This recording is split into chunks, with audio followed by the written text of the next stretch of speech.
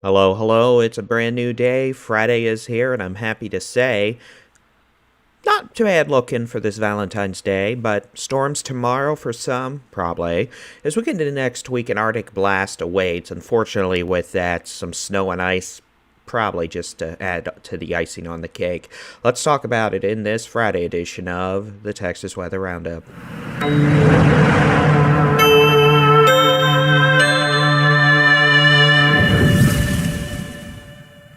Hello, it is Friday, the 14th of February, 2025. I'm Texas Weather Center's Baldy-in-Chief David Reimer, and weather-wise today, we're not looking at anything particularly impactful. We're going to have some clouds, some scattered showers across the eastern two-thirds of the state, probably some fog at times going into tonight, but for those of you with Valentine's Day plans tonight, this evening, etc., you'll be fine. We're not worried about anything for most of tonight. As we get into tomorrow morning, we could see some issues begin to arise the eastern third of Texas, and that could continue into the afternoon hours. Fire weather conditions over the next several days. Well, today, high fire danger, western portions of Texas, far west Texas, the borderland, Guadalupe Mountains, the Trans-Pecos, down to the Davis Mountains, the Big Bend. Everyone else, low to moderate fire danger. Tomorrow, very high to extreme fire danger in those same regions, along with West Texas, the Permian Basin, the Concho Valley, the northern Edwards Plateau. Tomorrow could be a pretty extreme fire weather day for the Big Bend, with a high probability of fast-moving fires with any new ignition. So please be mindful of that and don't set the Big Bend on fire. Please and thank you. And then on Sunday, we may actually see some high fire danger materialize in parts of the Rio Grande Plain, South Texas, and the Rio Grande Valley. Now, let's talk about today, tonight, Saturday. Again, today, we're going to have a lot of clouds. Only ones without clouds, really, the western quarter of Texas. Tonight, scattered showers, fog, mist, low clouds, dreary weather. We're going to have a cold front moving in from the northwest tomorrow morning, tomorrow afternoon. You can see with that, we're expecting a line of thunderstorms to begin developing about 9 a.m. tomorrow, probably, as it moves east of Interstate 45. That line of storms and the cold front itself will move into Arkansas and Louisiana by mid-afternoon.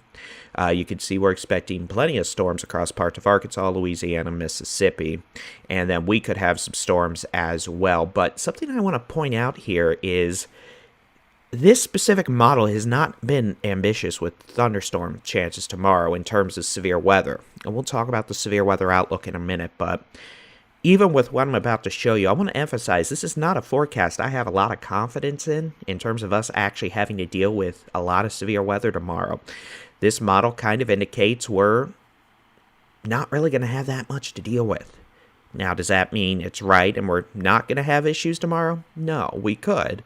But at the same time, even with the outlook I'm about to show you, I want to emphasize that tomorrow may be one of those days where storms just struggle to get going on the cold front in terms of, producing damaging winds, all that, until they're in Louisiana, or at least almost to the border of Louisiana. We'll still be keeping a close eye on things. Panhandle, we note, scattered snow showers possible tomorrow evening. We could see maybe a half-inch to an inch of snow along north of Interstate 40 tomorrow night with some scattered snow showers. Words are difficult. But that's not expected to be a long-lived or particularly significant thing. That being said, we'll have to keep an eye out for any sort of snow squally behavior with gusty winds. All right, let's take a look at severe weather outlook.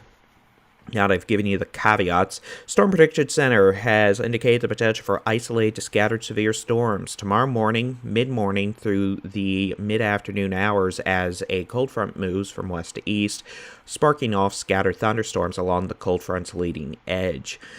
We are going to have some pretty strong winds aloft with this system, so their main concern is going to be damaging straight-line winds coming on down to the surface from the stronger winds a few thousand feet above the surface. With that, some storms tomorrow may be able to produce wind gusts 50 to 60, maybe even 70 miles an hour.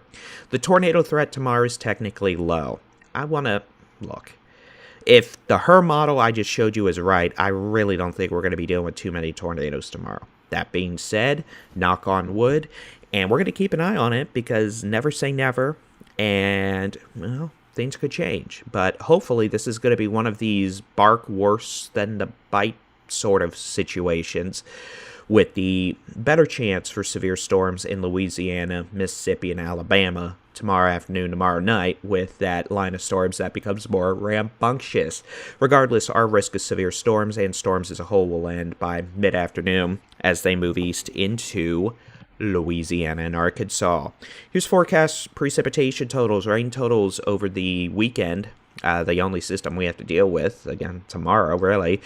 We could see maybe up to, locally, an inch of rain. The Arklatex, Far East Texas, Toledo Bend Reservoir, with most folks maybe a quick quarter, half-inch of rain, if that, as that line of storms moves from west to east. Tomorrow morning, tomorrow afternoon, you could see much heavier rains expected into Arkansas, Tennessee, Kentucky, and the portions of Mississippi, Alabama. And then you can also see a wee bit of precipitation northwestern Texas Panhandle. If that falls as snow, yeah, it could be 1 to 2 inches of snow. Now, once all this is done tomorrow afternoon, we're dry through probably at least Monday night into Tuesday. After the weekend system, we get to focus on next week's weather issues, which unfortunately are probably going to be in the form of a very cold air mass and the potential for some precipitation to occur while that cold air mass is in place. Now, we're going to have pretty nasty crash to the cold front come on in Tuesday across the state of Texas. These wind barb direction arrow thingamajiggies here, you're going to see those are going to flip around out of the north as that front moves south on Tuesday. You could see that moving south through I-20 by late Tuesday morning, continuing the plunging, crashing, whatever descriptor you want to use, south into Wednesday morning across the entire state of Texas. This is going to be a pretty impressive cold front, and this one will have an Arctic air mass with it. It is going to be quite cold next week. Especially Tuesday, Wednesday, Thursday, and we'll talk more about that in a minute. But what I want to also emphasize here is it looks like we're going to have an upper-level storm system move overhead Tuesday night into Wednesday, meaning the potential for winter weather will be present. It looks like the Panhandle, West Texas, Northwest Texas, maybe even parts of the Big Country, Texoma, North Texas, Northeast Texas, Oklahoma. And we'll talk more about the probabilities, and I'll show you graphical representation of that in a minute. After Wednesday, it looks like we're going to dry out, and so our main issue next week, precip-wise, will be probably Tuesday night into Wednesday, maybe Tuesday night, Wednesday. The timing still could shift back and forth 12 hours. As you can see, a lot of the state, if this model's right, will be above freezing, just rain, cold rain. We're not going to try to nitpick exactly where the rain-snow line's going to be, how much we could get. At this point, it looks light. This doesn't look like a situation where we're going to be dealing with 10 inches of snow. And this is definitely not a situation where the whole state is going to see ice and snow. Let's emphasize that. As we know, the hype machine has begun churning out all sorts of fun, spooky-dooky sort of solutions for next week, 2021 being brought up, all that sort of thing. 2021, yeah, guess what? I guess if you want to consider temperature-wise, yeah, well, parts of the state next week are going to be very cold. I know the Weather Service office in Norman, Oklahoma mentioned 2021 for their respective area across Oklahoma.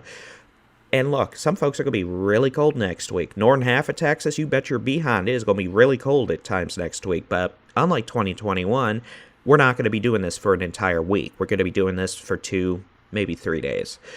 This is a probability graphic taking a lot of different weather models. They're deterministic models, which is a singular model run. They're ensemble-istic data, which is that same model run a couple dozen different times with slightly different initialization parameters to give a better glance of, what do things look like if things actually don't come together just like this one model shows. It throws it all into this super-duper massive computer that we like to call the supercomputer, and we're able to get graphics like this. This is a probabilistic graphic depicting the probability, chance that temperatures do not get above freezing next Wednesday in Texas, Oklahoma. The very bright colors that include the Panhandle, West Texas, the Permian Basin, the Big Country, the Concho Valley, Northwest Texas, Texoma, North Texas, with low probabilities, down into the hill country, central Texas, the Brazos Valley, out into the western Permian Basin, even East Texas, is indicative that it looks like probably the northern half of the state of Texas, maybe even down to the Concho Valley, may not get out of the 20s next Wednesday, meaning high temperatures in the 20s to 30 with very unpleasant wind chills. Why do I mention that? Because that means some of y'all are going to be spending more than a day below freezing next week. Here's a, oh, well, that's my face. Here's a different look. This is the probability of temperatures below 15 degrees Fahrenheit as we get into Thursday morning. So these are the Wednesday night low temperatures as we go into Thursday morning. You can see the northern two-thirds of Texas, essentially along and north of Interstate 10. At least a moderate, if not high chance, temperatures are below 15 degrees Fahrenheit. To start off Thursday next week, meaning a very hard freeze. And I'll be honest, Panhandle, even parts of West Texas, Northwest Texas, it may be below zero or near zero next Wednesday and Thursday mornings. Very cold, that's for sure. Now, are we talking record cold or, the 20 to 30 degrees below zero we had back in 2021? No.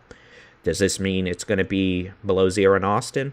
No, this is a probability graphic of it being below 15 degrees in Austin. That is certainly quite cold, but it is not, 2021 level. Very cold, yes. With temperatures below freezing, maybe a day or two. Yeah, we'd have to be worried about pipes freezing up and all of that. But this is not going to be a 5 to 7 day stretch of temperatures below freezing. In fact, for what it's worth, by next weekend, 3 days after this, it's probably going to be back in the 70s across most of Texas. So we're going to thaw out, and we're going to thaw out in a very impressive way. We're going to be going down that temperature roller coaster, and we're going to be going straight up like the Texas Giant. Ooh-wee! It's going to be nice next weekend, but we have to get through the midweek first. It is going to be very cold next week, Tuesday, Wednesday, Thursday in Texas. So get ready for that. Oh, and by the way, remember when I said we have the probability of some winter mischief? Well, here's the chance of at least an inch of snow. And you can see, well, Baldy, why doesn't it include most of Texas? Why is this only like low to moderate chances in the Panhandle and, the Red River? Because this doesn't look like a major winter storm for us. This doesn't look like something that's going to be, a statewide winter storm or something where we're going to all be, getting ice. Now, this is for the probability of 1 inch of snow or more. And we're talking about a system 5-6 days away. Yeah, 5 days away. Guess what? This is going to change a bunch. I'm just showing you this now to emphasize we're not looking at a statewide ice storm. Now, in terms of ice, yes, we may actually see freezing rain and sleet, a winter mix, in parts of northwest Texas, the big country, north Texas, northeast Texas. And again, there's even non-zero probabilities down into the hill country. This is not me trying to give you a specific forecast at this point. This is just me kind of giving you a glance out into long-range weather model voodoo land that, there's a 20 to 40% chance parts of Texoma, northwest Texas, north Texas, the Arklatex could see at least light ice as we go into next Tuesday night and Wednesday, with that cold air mass in place and precipitation. A lot is going to depend on this. Where is it going to be precipitating? Where's the freezing line going to be? If that freezing line ends up farther south because the colder air mass arrives more quickly, well, guess what? Might as well shift this south another 100 miles and add the northern half of the state into the chance for at least some light winter mischief. But I'm just trying to give you the data as it looks now. I'm not going to show you a single deterministic weather model that shows nothing versus something that shows, holy mother of mercy, it's a catastrophic winter storm. Nothing's showing that, by the way, right now. Let's be clear. I'm just trying to give you an example of the data we look at to help make our forecasts, and especially in the longer range, these probabilistic forecasts using ensemble data and ensemble data from multiple weather model suites and products that allow us to make at least a forecast that, yeah, we're trending towards some winter mischief next week. So, here's the high temperature forecast for today. It's going to be warmer the western half of the state. Highs in the 60s and 70s today. 73 in El Paso. You may be one of the warmest spots today. 77 in Fort Stockton. We're looking at 62 Amarillo, 61 in Lubbock, 65 in Midland, Odessa. Coolest along I-35, 52 in DFW. Mid-50s, Waco, Austin, San Antonio, 57 in Houston, 62 in McAllen. Going into Saturday, well, guess what? It's going to be 90 in McAllen tomorrow. How about a 40-degree temperature uptick? Isn't that fun?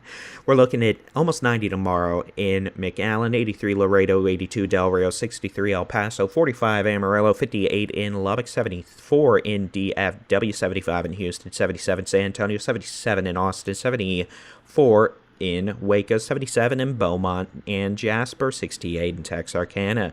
Cold front number 1 moves south on Sunday behind our Saturday storm system. Highs in the 30s up in Oklahoma, the northeastern panhandle, 40s northern third of the state of Texas. We're looking at 50s alone and north of Interstate 10. We're looking at 60s, 70s, the borderland, the southern Big Bend down to the Rio Grande Plains, Rio Grande Valley, coastal bend, deep south Texas. Brief warm-up occurs Monday ahead of our next crashy, the Arctic cold front, which will pack one heck of a punch. You can see we're back in the 70s, far west Texas, 60s, Panhandle, West Texas, the Big Country, the Permian Basin, the Concho Valley, the Hill Country, the Coastal Plains, southeast Texas, 70s down in the Rio Grande Plains, deep south Texas, the Rio Grande Valley, up into the coastal bend, and then you can see the imminent arrival of, oh no, it's crashy the cold front time going into Tuesday next week. These will be high temperatures, by the way, from 6 a.m. Tuesday onward.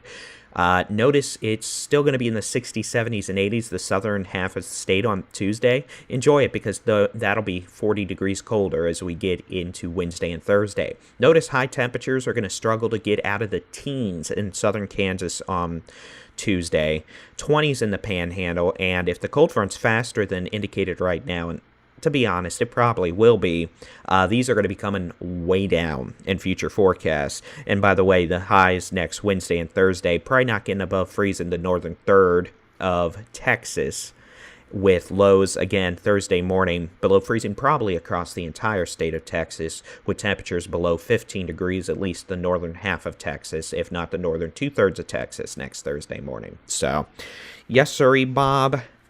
The chance for some storms tomorrow. We'll keep an eye on that, but definitely eyes are starting to focus on next week for that hype, attention-seeking cold. And yeah, it's going to be very cold a couple days next week. There's no doubt about that, but let's not, lose our marbles here and think it's a 2021 repeat. It's not.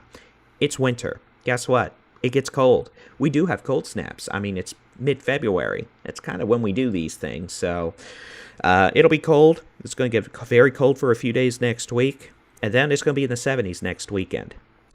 It is Friday, which means it's time to give our Spinny Doomers here on the Texas Weather Center a big ol' shout-out. We appreciate all our members who help support us here at the Texas Weather Center, but Spinny Doomers, that's our highest tier we offer at the moment. We want to give y'all a special shout-out. Love, live, laugh. Thank you for being a Spinny Doomer here on the Texas Weather Center. r/Tornado Chats. Thank you kindly for being a Spinny Doomer here on the Texas Weather Center. Jen Kim, thanks for being a Spinny Doomer. Justin S., thanks for being a Spinny Doomer. Tanya McGee, thank you for being a Spinny Doomer. J.A., thank you for being a Spinny Doomer. S00 Petit, thanks for being a Spinny Doomer. Samantha Dolson, thank you for being a Spinny Doomer. Anthony R. Pelosi, thank you for being a Spinny Doomer. Paranoid Posho, thank you for being a Spinny Doomer. And Ryan Tucker, thank you for being a Spinny Doomer and a sponsor of the Texas Weather Center. We do appreciate all of y'all for helping us out. We appreciate everybody who decides to hit that subscribe button, hit that big old thumbs up button. That helps us out with the magical YouTube algorithm. And of course, if you want your local weather forecast, interactive weather radar, daily Texas weather roundups, and more, head over and search for the free Texas Storm Chasers mobile app. Just search for Texas Storm Chasers where you download apps for your device, and you'll be able to keep up with the latest. So, plan is we probably will not be doing a video update this evening. It's Valentine's Day. We got places to be.